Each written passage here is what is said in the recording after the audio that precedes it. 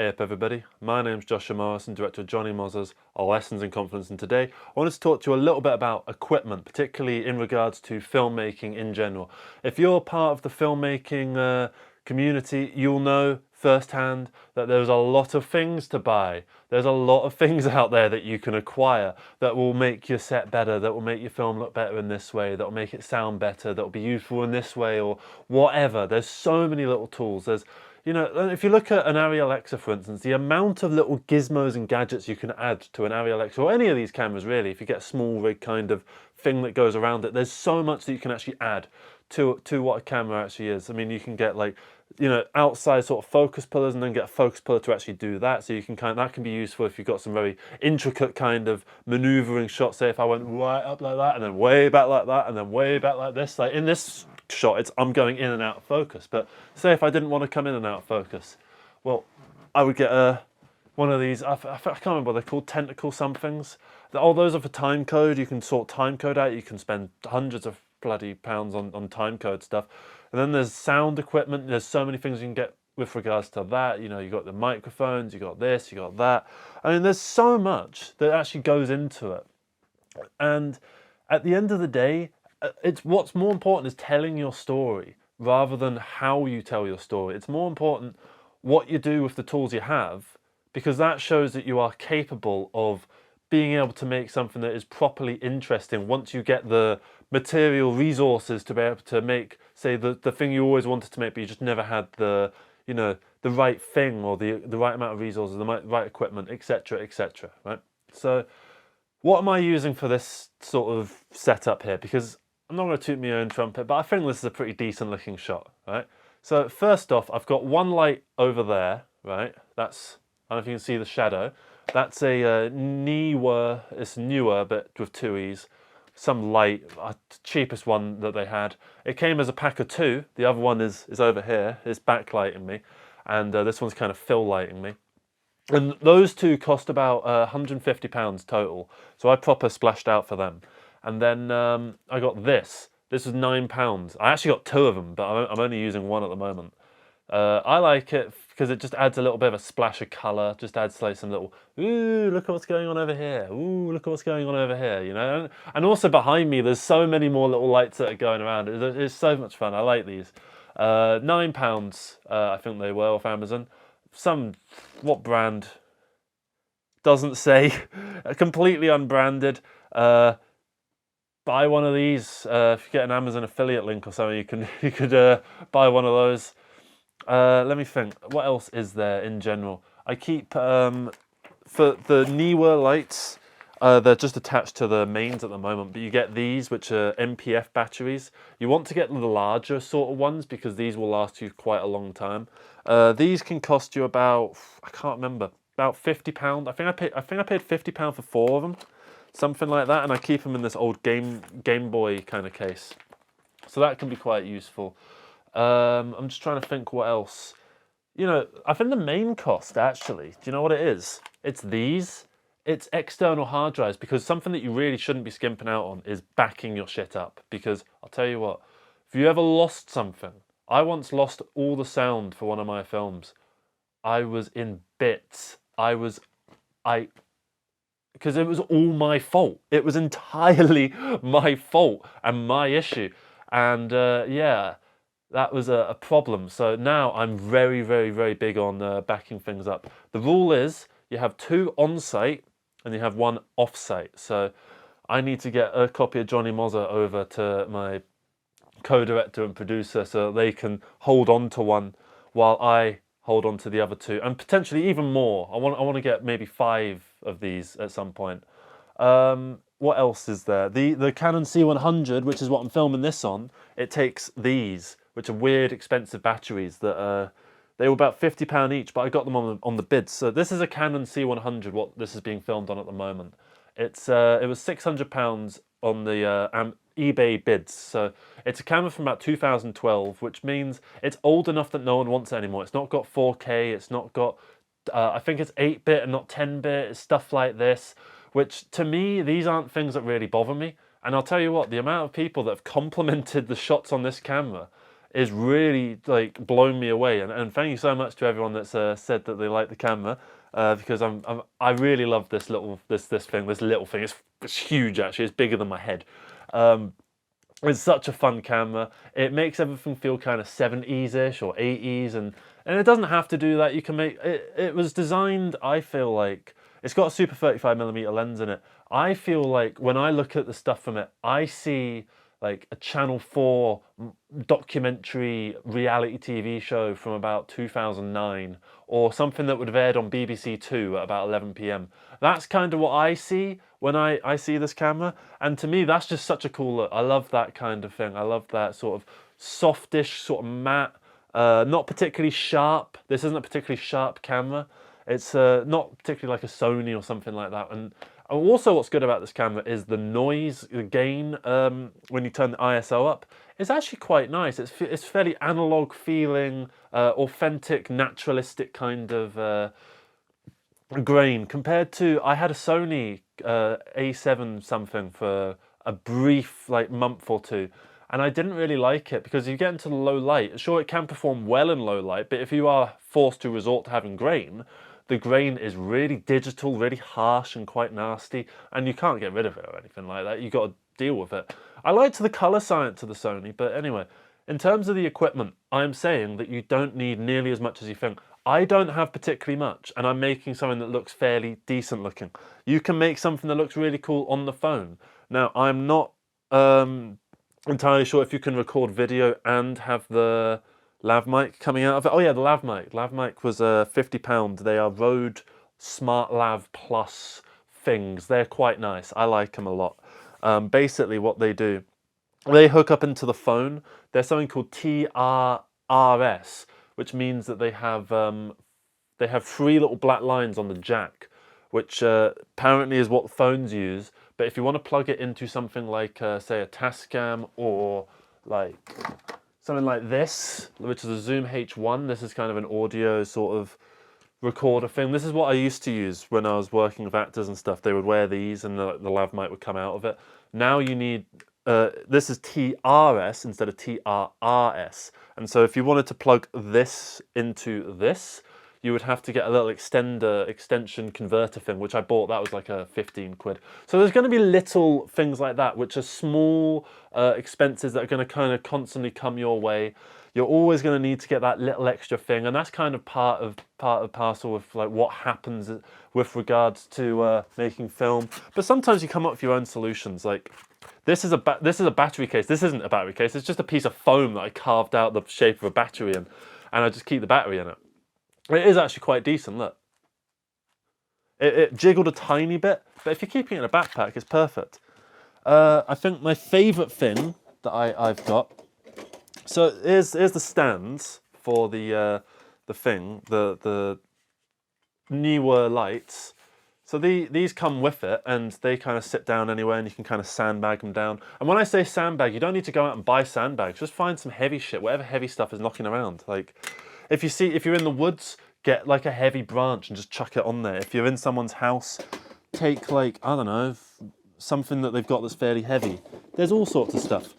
And then there's stuff you can make on your own. So this isn't something I can really use anymore. I need to sort it out. If you can see, it's got like electrical tape on it. This was a Chinese lantern kind of light. So what it does, it's got a lamp on one side, and then it's got a plug on the other, and then it's got a switch in the middle. So all I did is I bought the switch and the light socket, and then I got a load of old cable that was sat in the garden that had been sat there for years, and I basically just cut it up into 2 pieces, and then I sort of smoothed it out, hooked one side into this, hooked the other side into the other side, hooked that side into this, and hooked the other side into the plug, and yeah, it worked really well. What you do, all of this cable, the reason the cable's so long, you plug it into one side and then you hang it off like, imagine this was a painter's pole. I've got a painter's pole over there, but I'm not going to get up.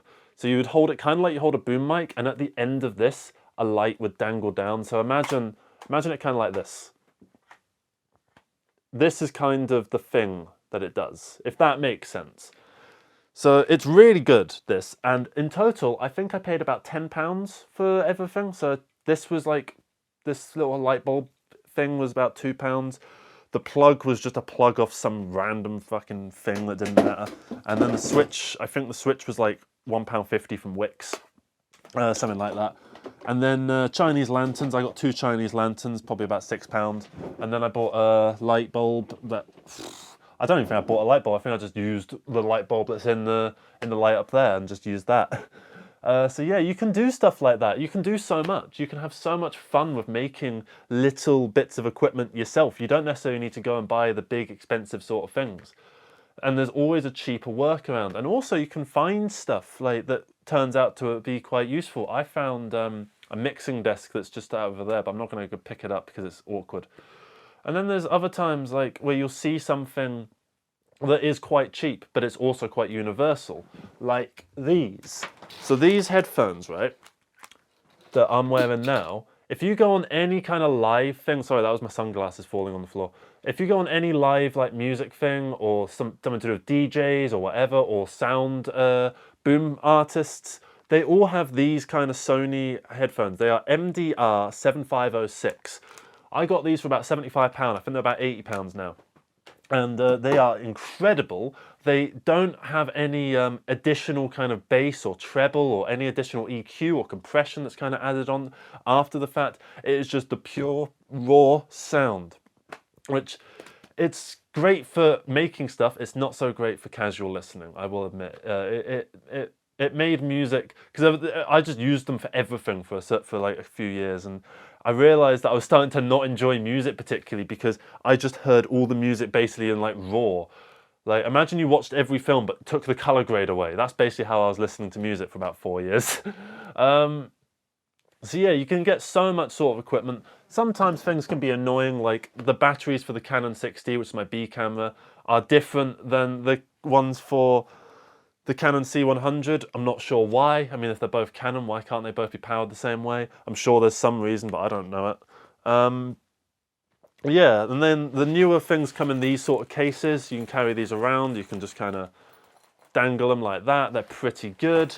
And then lenses. This lens was a 28mm lens. This was gifted to me by my good friend Jeffro, who, thank you so much for this. This lens might possibly be the reason I've started this channel, because I was able to just go out and get so many shots that I never thought I could get, because I only had a 50mm before this, and I also had, it's attached to my Canon 6D. This is a Canon 70mm to 210mm, so it kind of does that, and because I wanted a long lens, because I like getting what I call the Leon the Professional shot, which is basically you zoom it in all the way, but you put the camera so far away from the actors that it becomes a wide shot. And it makes things kind of look like a painting. I really like that look. Can be annoying in the wind though, because the slightest jiggle really messes it up. So it was so good to actually get a wide lens, finally, to actually have a wide lens. So thank you so much, Jeffro. Please check out the channel Retro Gem Media. He does all sorts of really fun videos on various forms of media. He's been recently doing stuff with Thunderbirds and the film franchise Nemesis. But he, sorry, he talks about really all sorts of things. And he's just really nice person, really lovely to talk to. Really intelligent as well. And yeah, there's so many other little things that I'm trying to think of. This, oh, bollocks. This is a Zoom H4n. This is what I was using for sound before I got the lav mics, and I just fell in love with the lav mics. So this was about £145 on eBay. They're not always £145, by the way. So if it looks like it's more expensive, just wait a little bit. Eventually someone will sell it for less than it's worth, and just hop on that quick, yeah?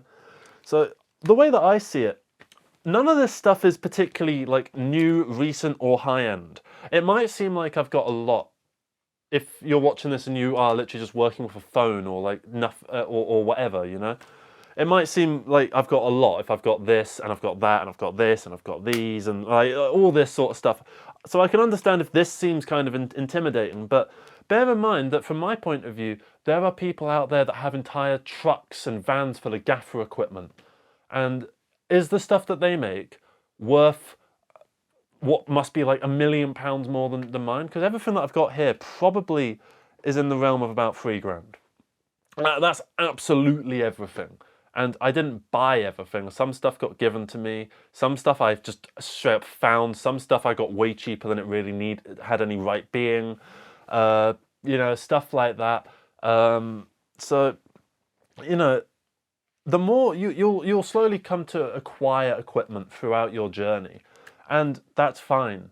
It's fine to take it at your own pace and go with the flow and make stuff, keep making stuff. Once you start to feel limited by, say, this, that's when you should start seeking out this. But don't just seek out this straight away because it's the latest and greatest thing, which it's not, by the way. You know, work within your limitations. See what you can do with the few resources that you have now, rather than do nothing and save up for getting the resources so that you can finally begin. That's the overall message that I'm trying to get across. And also the message that I like to try and get across is don't necessarily bother with all the brand stuff. You don't need to get branded stuff. This is completely unbranded. NEEWER lights are, like, I think they've gotten a foothold, but when I got them, they were basically like Chinese crap on Amazon. You know, like Zoom H1, not particularly great. Apparently the Zoom H4n has some noise floor issues. Don't go down the whole rabbit hole of like, ooh, is this, what's this one compared to this one? Googling Zoom H4n versus Tascam DR40. Oh, this one has a noise floor of 93. This one has a LUFS of something -9 or whatever, you know. It doesn't matter. Okay, what matters, because you see these in films all the time. You see these being used in interviews. You see these used everywhere on podcasts and all sorts of stuff by people who are successful already. So they are. This is good. This is good enough, and you don't need to worry. Okay, you don't need to sit around and save up for like a Zoom H8 fucking F4 bloody £5,000 mixing desk / audio recorder. You don't need it. Okay, you can use whatever you have, and once you start to feel limited by that, that's when you can move on.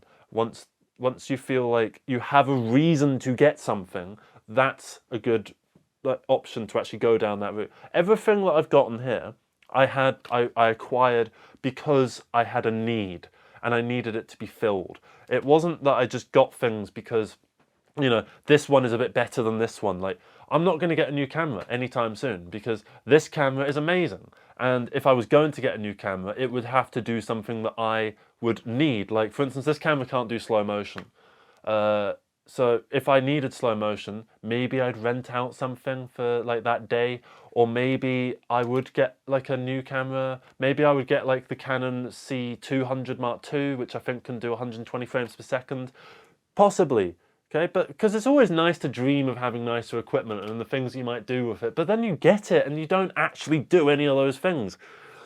You know, once you achieve your dreams, you realize that your dreams aren't nearly as dreamlike as you might originally anticipate. So, yeah, don't worry about things like this. It's all fine. It's all good. We're all trying our best at the end of the day, and as long as you are as well, then, you know, you're part of the club. That's I feel like that's about everything that I need to. Oh, this camera, by the way, I'll show you right at the end, but it's actually just on a stack of DVDs. It's not on like anything in particular. It's not on like a tripod or anything like that. I've actually fucked my tripod. I do have a tripod, which is here. It's tangled with everything now. So enjoy listening to all the sounds of crashing off screen. So yeah, the tripod works perfectly, but the base plate on this is a bit threaded. So yeah, I got a new base plate, which was 20 quid. So yeah, you're gonna have those little things where you get little annoying, annoying sort of little fees, basically. It's basically a fee to continue existing. It's kind of like, you know, it's the hobby version of getting bills and paying your bills, basically. You know, you don't have a choice, you just have to. That's kind of whatever. Yeah. I'm going to wrap this video up. Thank you all so much for watching this. I hope you have a great rest of the day. I hope that life takes care of you. And yeah, you can get stuff like this for 9 quid.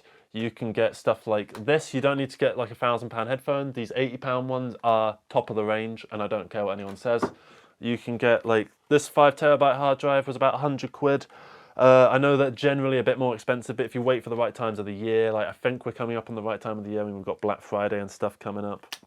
And yeah, the more you go out and socialize and interact with people, you might like acquire some cool stuff like this, which, you know, he didn't need it anymore. So he gave it to me because he already has a set of Samyang lenses, which are, they are to die for. They are really nice, and it is cool being able to do, instead of having to do the f-stop thing that I have to do, which is a bit like stiff feeling, he can just, so you can kind of do it whilst you're filming. That's quite cool. And this I got off a friend, John Henry Westhead, Zoom H1 recorder. I don't think he actually gave it to me. I think I borrowed it for a bit, but he never really needed it. And then I think I gave it him back, and then I just ended up with it again. So if you want it back, by the way, you'll take it. But I've just held on to it essentially. Yeah, there's loads more things, like, you know, you got to get sellotape, and you got to get like charging ports, and you got to get all these sort of things. Sometimes you might need, you know, one of these. Sometimes you need some gaffer tape. Sometimes you might need, you know, bottles of water for your crew. You know, get some. I remember on one set I did, I could get 72 chocolate bars for £5 on Amazon. And it was all like, you know, proper like nice Cadbury's chocolates and stuff, but it was all like done through some weird dodgy thing. So, but I only realised that after the fact. But at the time I was like, oh, £5 for 72 chocolates. The only con to it was they were a bit like old. They were, you know, when chocolate goes a little bit white towards the end, it was kind of like that. Yeah, and then, you know, just for the rest of everything, like my computer at the moment is on the brink, so I'm gonna basically salvage some of the parts. I've been going on PC Part Picker, and I basically made a new build, which, because for editing you don't need a lot of GPU intensive sort of stuff, so it's not a GPU intensive thing, so you don't need a particularly great GPU. So my GPU is about 10 years old, graphics card by the way. My graphics card is about 10 years old. I've got a Ryzen 3700X, which I'm going to put in this, and I'm going to get a new motherboard. So I'm going to get a new motherboard, and I'm going to get new RAM. Because, yeah, my RAM stick kind of died, which is a bit annoying actually. Because now it's a pain in the ass editing this film a little bit. It's just slower than it was. So I have managed to get the computer working again, so that kind of worked out. But I do feel like it's a bit terminal. So getting a new computer is actually only going to cost me about 300 quid, which I'm pretty happy about, because I was really worried I was going to have to like let go of £1,000 for that or more. So that's kind of worked out, because yeah. Because I'm not a particularly like rich person or anything like that. I'm not moneyed. The only reason I'm able to do these videos is because I managed to save up just enough to survive for like 2-3 months, and then if it didn't work out, I'd have to stop uploading so regularly. But it seems to be working really, really fucking well actually. So there's a chance I might be able to do this forever, which that'd be fun. Yeah, hope you don't get sick of me. And yeah, thank you so much for watching this. Have a good rest of the day. Love you all. Let me know what kind of equipment you have and how you use it, what limitations you feel come with your equipment, and the practical applications of it. So yeah, thank you very much for watching. Have a good rest of the day. Take care, everybody. Bye-bye.